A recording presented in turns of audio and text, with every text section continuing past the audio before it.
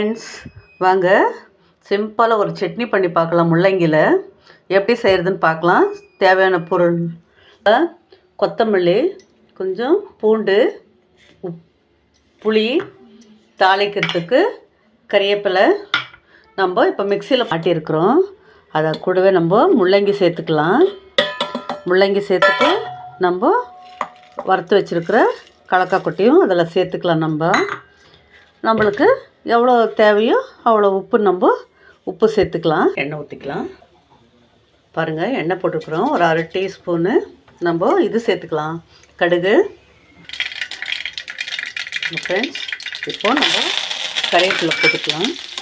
நம்ம அரைச்சி வச்சு எடுத்ததை அதை சேர்த்துட்டு நல்லா ஒரு இது வர முட்டோம். நம்மளுக்கு மிக்ஸி கழுவின தண்ணி மட்டும் அதில் நம்ம சேர்த்துக்கினா போதும். பாருங்கள் ஃப்ரெண்ட்ஸ், இந்த மாதிரி நல்லா ஒரு கொதி விடுங்க, போதும்.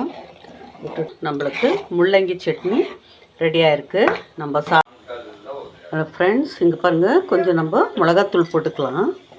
இந்த மிளகாத்தூள் போட்டு எவ்வளோ காரம் வேணுமோ அவ்வளோ போட்டு நல்லா கலந்து விடுங்க. நல்லா கலந்து விட்டால் இதுவாகும், நல்லா இருக்கும், டேஸ்ட்டாக இருக்கும். செஞ்சு பார்த்துட்டு சொல்லுங்கள்.